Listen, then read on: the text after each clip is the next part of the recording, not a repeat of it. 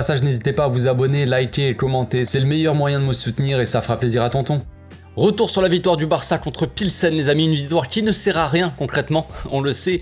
En tout cas, elle ne sert pas à grand chose, mis à part peut-être ramasser les 2,8 millions, voilà. C'est cool, on a l'argent les gars, c'est bon, on peut rentrer à la maison.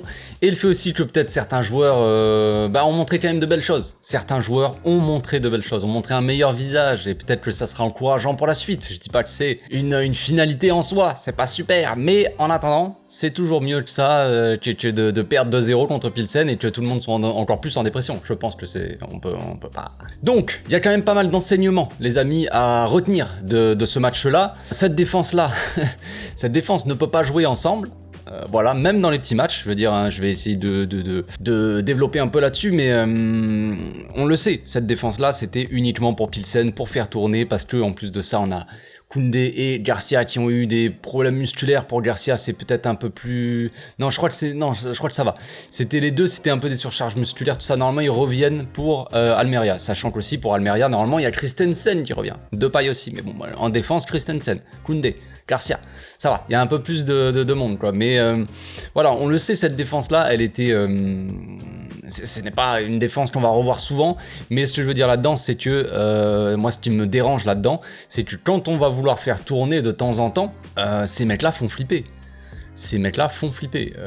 Piqué, Alonso, ça ne marche pas. Alonso, pour moi, n'a pas fait spécialement un mauvais match, même s'il fait l'erreur sur le penalty de Pilsen. Mais en vrai, pour moi, c'est l'association des deux. Ça ne marche pas du tout. Jordi Alba, pour moi, n'a pas été si mauvais que ça. Il a fait des bons trucs, hein. Comme ces derniers matchs, Jordi Alba est pas mauvais. Bellerin, par contre, il va falloir se poser des questions, se remettre en question, je ne sais pas. Je ne sais pas pour le monsieur, faut qu'il fasse quelque chose, qu'il change quelque chose dans sa vie. Rase-toi la moustache, frérot, peut-être, je ne sais pas, c'est peut-être pour ça qu'il est mauvais au foot, je peux pas vous dire, je ne comprends pas, c'est quand même pas un mauvais joueur de foot, en soi, Bellerin, normalement. Je dis pas que c'est un excellent joueur, mais il est pas censé être si catastrophique que ça, là c'est compliqué pour lui. Donc, je sais pas. Je sais pas quoi vous dire, mais bon, cette défense-là ne peut pas jouer ensemble, même contre des petites équipes. Visiblement, on prend quand même 2 buts contre Pilsen, qui a pas forcément joué le match de sa vie. Nous, on a joué très tranquille, mais quand même, c'est pas normal. Autre enseignement, Kessié en 6, c'est pas ça. Ce n'est pas bon pour moi. Pour moi, Kessié doit jouer en double pivot, parce que les seules fois où vraiment j'ai trouvé que Kessié était vraiment intéressant, on va dire, dans un certain rôle, c'est quand il se projetait en attaque. Voilà, quand il sortait un peu de son rôle de numéro 6 et qu'il allait un peu vers l'avant. Là, il y avait un peu des décalages, il y avait quelque chose. Mais sinon, en 6, seul, comme ça, en pivot, qui doit orienter le jeu, c'est trop lent. Les passes ne sont pas assez osées déjà et les prises de décision sont trop lentes pour moi. Donc soit c'est un double pivot, soit c'est rien. Rafinha, l'enseignement c'est que visiblement il ne dribble toujours pas. Voilà, là il avait un rôle un peu plus central, un peu plus axial on va dire, plus à la passe que dans le dribble. Ça c'est la bonne nouvelle côté Rafinha, c'est qu'on voit quand même que c'est un sacré bon passeur. En tout cas, il a montré contre Valence où c'est lui qui débloque la situation en faisant la passe pour Lewandowski qui va marquer. Il fait une bonne passe, c'est pas la première fois cette saison. Là, encore une fois, il fait des bonnes passes au-dessus de la défense pour des appels en profondeur, ce que pas grand monde ne fait en soi. Il y a beaucoup d'appels dans la profondeur, peu de joueurs servis. Et Rafinha, il a fait, grâce à lui, on a marqué des buts sur ses passes, mais aussi, il en a fait d'autres. Il en a fait d'autres qui n'ont rien amené, ou à un moment, il fait une passe en profondeur pour Bellerin, comme ça. Il revient un peu, il se réaxe un peu, et il fait un appel, une passe, dans la profondeur pour Bellerin. Bellerin qui fait un centre, Ansu Fati qui fait une reprise de volée, je sais pas si vous vous souvenez, qui passe au-dessus de la cage, quoi, tout simplement. Donc ça, voilà, il a bien fait ça, Rafinha. Bon, après, voilà, le problème, c'est qu'il ne provoque jamais. Même contre Pilsen, je sais même pas s'il a tenté un dribble, je vous avoue. Mais voilà, il y a quand même des bonnes choses à retenir, c'est que à la passe comme ça, il est très intéressant à voir pour la suite. Ferran Torres est le deuxième meilleur buteur, les amis, du club, derrière Lewandowski. Alors, est-ce qu'on aurait pu se dire ça? Peut-être, oui, peut-être. Pour moi, il confirme en tout cas qu'il doit jouer dans l'axe, tout simplement. Après, voilà, le problème qui va se poser, c'est que dans le prochain match, est-ce qu'on doit continuer avec Ansu Fati qui a montré, ça c'est mon point suivant, est-ce qu'on doit continuer avec Ansu Fati qui montre aucune envie, j'ai l'impression, sur le terrain? en tout cas pas de détermination, pas grand-chose. Ou est-ce qu'on doit faire confiance à Ferran Torres à gauche, sachant que pour moi, il est quand même meilleur dans l'axe. Compliqué tout ça, donc voilà mon avis, mais en tout cas, c'est encourageant pour Ferran Torres, pourquoi pas, il est à 5 buts, je crois, en 6 matchs de Ligue des Champions, bon, c'est fini la Ligue des Champions, mais voilà, quand même, je crois que c'est ça les stats, c'est pas trop mal, il est meilleur buteur derrière Lewandowski, bravo. Ansu Fati, dernier point, qui continue sur sa lancée, on va dire, sa mauvaise lancée. Qu'il fasse un mauvais match, moi en soi, c'est pas ça qui me choque, c'est pas ça qui me dérange, on va dire, même si tu fais un mauvais match contre le Viktoria Pilsen, qui est quand même un adversaire ultra faible, sans vouloir leur manquer de respect, hein, c'est juste la réalité. Tu fais un mauvais match contre eux, bon à la limite ça passe pas trop, mais moi ce qui me dérange c'est ce qui monte sur le terrain, l'attitude. L'attitude qui montre sur le terrain ne passe pas pour moi. Ça c'est le genre de truc, ça ne passe pas. Quand tu montes une attitude comme ça, t'as pas envie, ou tu sais pas, il joue avec beaucoup de nonchalance. Alors ça, il y en a beaucoup des joueurs comme ça qui jouent avec de la nonchalance, mais si tu marques un triplé avec de la nonchalance, c'est pas très grave, tu vois. Mais là, il montre une attitude qui me plaît pas du tout. Donc il va falloir vraiment, je sais pas, je ne sais pas pourquoi il fait ça, peut-être qu'il est très exigeant envers lui-même, il a beaucoup d'attentes envers lui-même, c'est possible, et qu'il est déçu, qu'il veut absolument marquer, il veut absolument être décisif, et que après ça le fait sortir de son match. Je ne connais pas les raisons, je ne suis pas psychologue, mais voilà, son attitude là, moi, elle me dérange en ce moment. Donc il va falloir vraiment qu'il se remette en question. À part ça, le Barça a quand même pas mal subi d'actions de la part du Victoria, et ça, c'est pas la folie. C'est pas la folie. Est-ce qu'on peut se baser sur ce match-là pour le reste de la saison? Je ne pense pas. Hein. Cette défense-là est tellement expérimentale et tellement mauvaise, on va dire, que tu ne peux pas te baser vraiment sur ce match-là pour te dire on va jouer comme ça à chaque fois, mais quand même, voilà, c'est ça que je disais, c'est inquiétant que quand tu as cette défense-là, en fait, tu te dis que tu peux te prendre un but contre n'importe qui, tout simplement. Xavi avait fait tourner, il a fait souffler Pedri et Lewandowski, les deux plus importants offensivement, et ça, c'est quand même une bonne nouvelle, c'est quand même bien. Sympa, malgré tout aussi, le fait qu'on fasse tourner et qu'on n'ait pas Lewandowski qui est notre meilleur buteur et celui qui met la moitié de nos buts, on arrive quand même à mettre 4 buts. Contre Viktoria, ok, c'est le Viktoria Pilsen, les gars, et il n'y avait aucun enjeu, les mecs jouaient peut-être pas. Mais en attendant, il y a eu des matchs comme ça où les gars, on n'arrivait pas à marquer, en fait. Et là, on a quand même trouvé des solutions, on a quand même marqué des buts d'attaquants, des buts de milieu, un but d'un défenseur central. Un peu tout le monde a marqué, et c'est pas plus mal, c'est pas la folie, les gars, je suis pas en train de me dire, de me satisfaire de ça non plus, putain c'est cool. Mais on voit que même sans Lewandowski, on peut quand même arriver à faire quelques trucs, contre certaines équipes, ok, donc à voir ce que ça change pour la suite, je ne sais pas. Frenkie aussi a pu souffler, c'est cool, on a pu voir des jeunes sur le terrain comme Casado, qui ont montré de belles choses, très prometteur le Casado pour son premier match comme ça avec le Barça en Ligue des Champions en plus. Il a montré de très belles choses, moi j'ai très content de son entrée. On a vu aussi un Pablo Torre.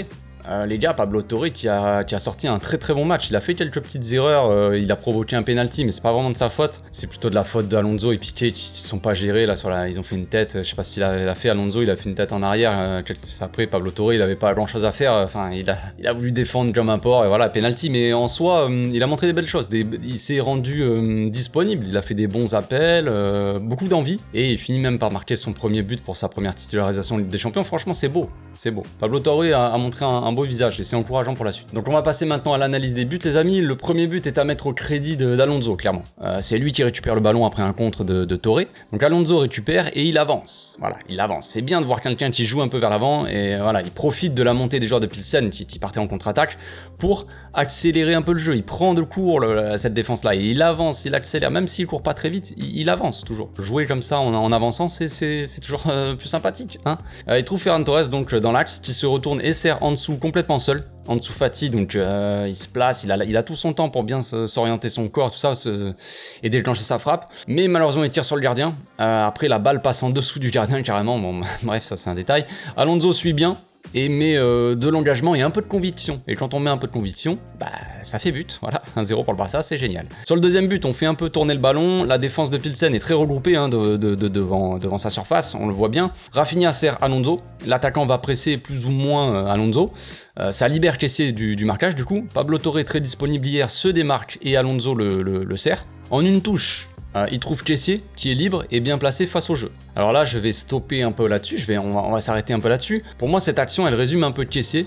depuis qu'il est au Barça en tout cas. Il fait des bons déplacements pour se rendre disponible et tout ça, voilà, ça c'est bien, c'est un bon point, mais une fois qu'il a le ballon, il ose pas assez faire des passes, on va dire, trop compliquées, entre guillemets, quoi, parce que il va pas oser, il va toujours faire une passe facile, on va dire. Et ça c'est un truc qu'on peut critiquer, on va dire. Normalement, là, il doit aller chercher Ferran Torres dans la profondeur, ou alors en dessous, sur le côté. Au lieu de ça, il garde le ballon et tarde à prendre une décision. Alba déclenche son appel et Rafinha demande le ballon dans ce qu'on appellera à partir de maintenant la zone Rafinha. Rafinha, donc je le sers Jordi Alba à la limite du hors-jeu.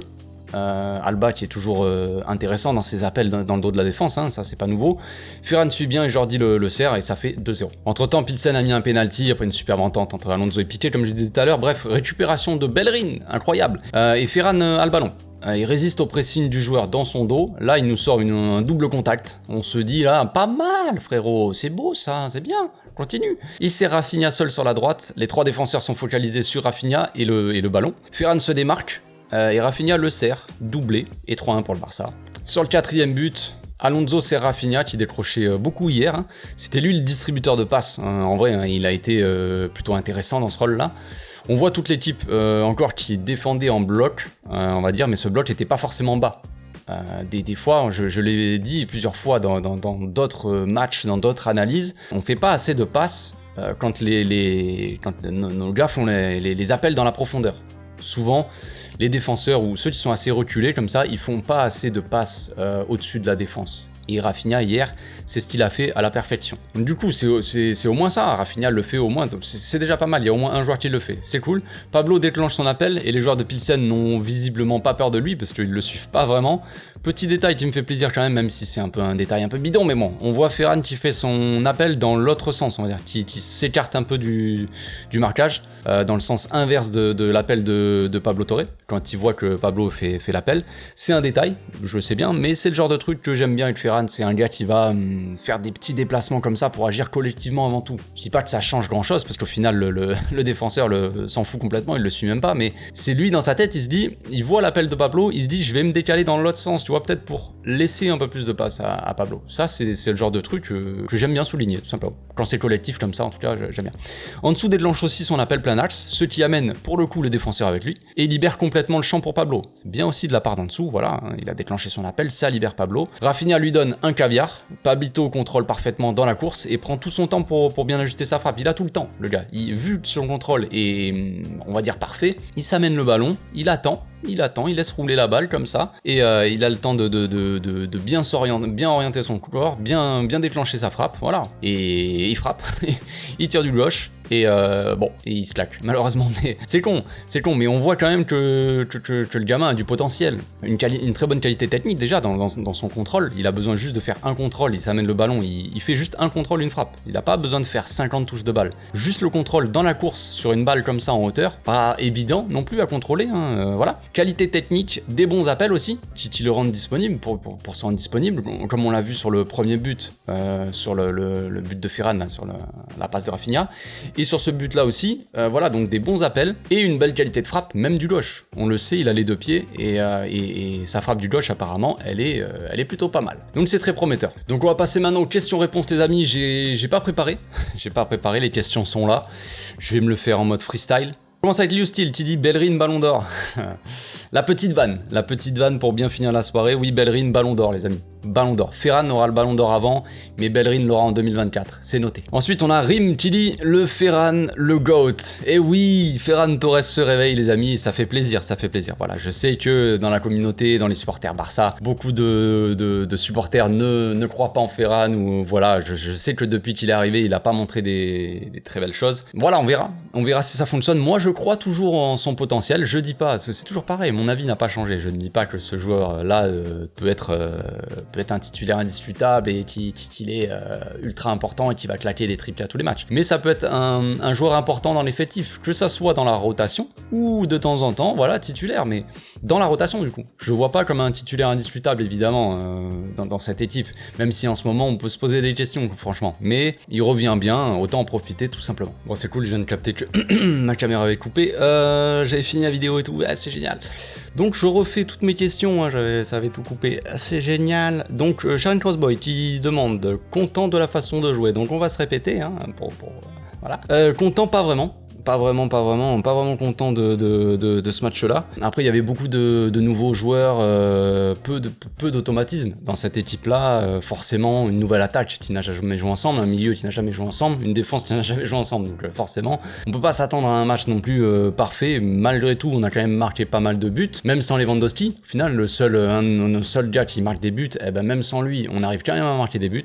Donc c'est un peu le point positif, on va dire, même si ça reste que le Viktoria Pilsen, ok. Mais voilà, après cette défense-là, elle est en carton, on le sait, voilà, c'est complexe, mais Xavi avait fait tourner, hein, de toute façon, c'était le dernier match sans enjeu, tout ça, on pouvait pas s'attendre à une équipe type, hein, ça servait à rien, mais je suis pas vraiment content, je m'attendais quand même à mieux, je m'attendais un peu à mieux de certains joueurs. Question de Paul qui dit, on a vraiment pris beaucoup d'occasions, défense en difficulté, ouais, cette défense-là, elle est en difficulté, j'espère qu'on la reverra pas, de toute façon, même contre les petites équipes ou quoi, on ne devrait pas revoir cette équipe-là, cette défense-là en tout cas, on le sait, Koundé, Garcia, surcharge musculaire, tout ça, donc c'est pas une défense qu'on va revoir normalement quand on a des titulaires, on a tous nos titulaires en défense, cette défense-là n'existera pas sur Terre. Ensuite, Elsie Neo qui dit Ferran très inspiré, ouais ça fait plaisir, Ferran très inspiré, il a l'air d'être plus inspiré dans l'axe que sur un côté, donc pourquoi pas, à surveiller pour la suite, pourquoi pas en doublure, tout ça. Moi Ferran, je trouve ça reste un joueur intéressant dans ses déplacements, si seulement il convertissait toutes ces occasions de but,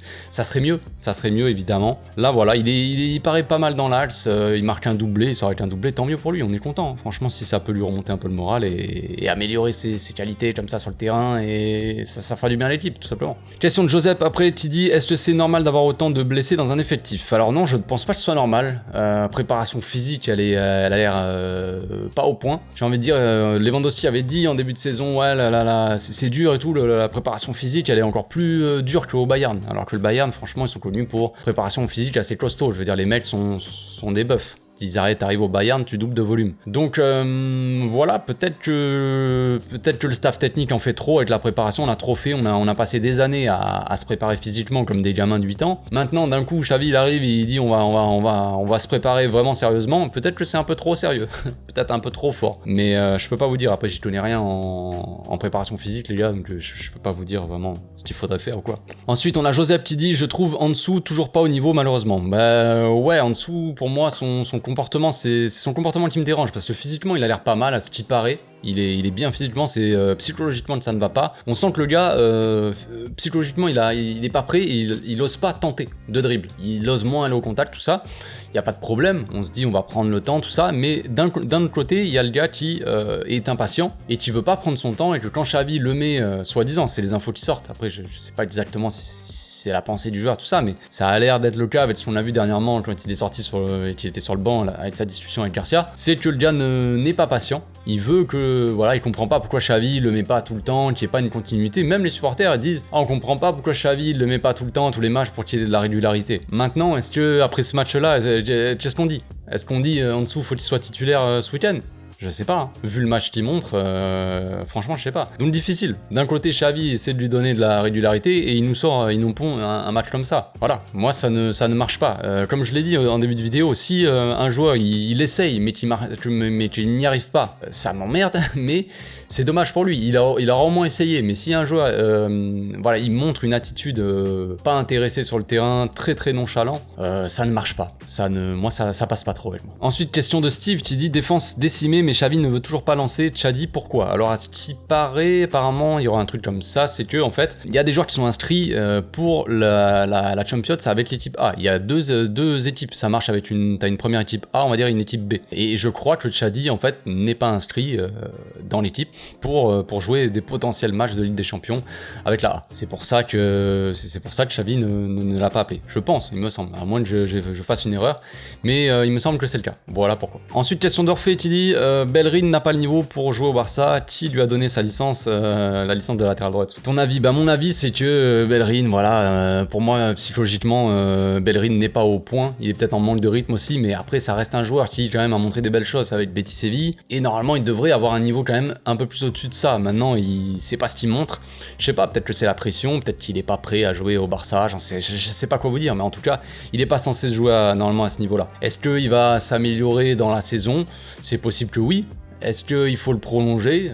Non. Voilà. Suite de la question, Rafinha, comment ça se gérer, tu penses? Moi, je pense que oui, je pense qu'il faut savoir le gérer aussi. Peut-être qu'en tant qu'ailier vraiment collé à la ligne, ça ne passe pas. On le voit, on a un ailier droit qui doit coller la ligne et un ailier gauche qui doit rentrer dans l'axe. Donc Ferran ou Ansu qui sont sur le côté gauche, eux rentrent dans l'axe. Et Dembélé reste sur le côté, avec le latéral gauche qui monte aussi sur le côté. On a 2 gars qui collent la ligne, 2 gars dans l'axe, et voilà, ça marche plus ou moins comme ça. Mais ça ne marche pas avec Rafinha, parce que Rafinha est beaucoup plus à l'aise quand il rentre dans l'axe et qu'il arrive dans cette zone, la zone Rafinha, comme j'appelle, où il peut faire des passes au-dessus de la défense, comme il l'a fait contre Valence pour Lewandowski, comme il l'a fait hier. Il est plus intéressant là-dedans, donc ce n'est pas un ailier qui doit coller la ligne. Alors est-ce qu'il faut qu'il y ait un ailier qui colle la ligne, de l'autre côté un latéral droit qui monte vraiment très haut pour prendre la place sur l'aile? C'est possible.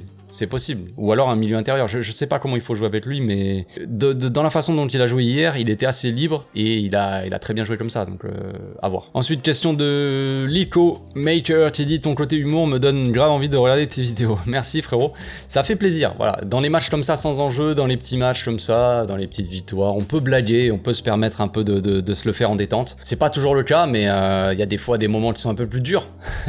Mais en ce moment, voilà, j'essaie d'être un peu plus détente, voilà, pour éviter de me prendre trop la tête dans des moments difficiles pour le Barça. On le sait, actuellement c'est un peu difficile. Ensuite, question de Saint-Pierre qui dit: un classique de Ligue 1 PSG-OM, pendant que le GOAT est au PSG, tu seras pour quelle équipe? La question ne se pose pas, les amis. C'est comme si Messi jouait au Real Madrid. Est-ce que je serais pour le Barça ou pour le Real? Tu as ta réponse, frérot. Question de Victor ensuite qui dit: est-ce que ce 11 là ne deviendrait pas titulaire indiscutable? Il donne l'exemple en Ligue des Champions. Exactement, frérot. Non, non, évidemment que non, Victor. Tu es bien marrant, Victor, mais non. N'abuse pas. Question de Aliou qui dit: tu penses pas que le Barça en fait trop pour leur truc d'expérience? Là, je ne comprends pas cette question, frérot. Je t'avoue, je ne sais pas trop. Est-ce que tu parles d'expérience des joueurs, tout ça? Je ne sais pas. Je ne sais pas de quoi tu parles. N'hésite pas à venir dans les commentaires pour préciser ta question parce que je ne l'ai pas compris. Dernière question de Ryu qui dit: faire monter Casado plus souvent en A, tu en penses quoi? Ben, j'en pense, oui, pourquoi pas? Pourquoi pas me le faire monter dans les matchs de Coupe d'Espagne, par exemple, dans les petits matchs qui vont arriver. Pourquoi pas le faire monter aussi fin de Liga, quand il n'y aura plus trop d'enjeux, on va dire. Le faire jouer quelques minutes. Après, tu peux pas le mettre dans des matchs très importants où on est obligé de gagner, voilà. Mais ça reste un profil très intéressant, le Casado. Joueur très prometteur pour moi, qui montre de belles choses, même avec l'AB. Il vient de monter avec l'AB cette saison-là. Il montre beaucoup de caractère, il montre beaucoup de... Quand il est là, il apporte beaucoup de sécurité sur le terrain. Il fait des déplacements très intelligents. Ses choix avec le ballon aussi sont assez intelligents. Il a très peu de déchets, voilà. C'est un joueur vraiment typique profil Barça, hein, mais c'est un joueur prometteur pour l'avenir. On verra s'il sera plus souvent appelé, on verra s'il aura sa chance aussi dans l'avenir, mais pour moi c'est un joueur qui peut apporter beaucoup au milieu dans le futur. Pourquoi pas s'il continue à progresser comme ça? C'est très bien. Très bien, il a montré beaucoup de caractère hier pour son premier match, le mec. Premier match, il est sur le terrain, il donne les indications aux joueurs à côté de lui. Voilà, c'est le genre de joueur qui ont beaucoup de caractère, un peu comme Gavi aussi, qui arrive, il a même 17, 18 ans, frère. Il donne. Hier, Gavi, on voit qu'à un moment, il se plaint. Il se plaint de caissier, il se plaint de Piqué et tout. Il va gueuler sur Piqué, donne-moi la balle. Genre, et puis il s'en fout. Peu importe le joueur, s'il pense qu'il aurait dû avoir le ballon, il va aller lui dire: t'aurais dû me donner le ballon, frère. Il donne ses indications sur le terrain. Avec Casado, c'est un peu la même chose. C'est des joueurs comme ça qui osent, qui ont du caractère et qui le montrent sur le terrain, et c'est bien. C'est bien pour eux, c'est bien pour la suite, on verra. Voilà, c'est tout pour aujourd'hui, les amis, on s'arrête ici. J'espère que la vidéo vous a plu. On se retrouve demain pour la FAQ des 20 000 abonnés. D'ici là, portez-vous bien, passez une très bonne journée. Ciao.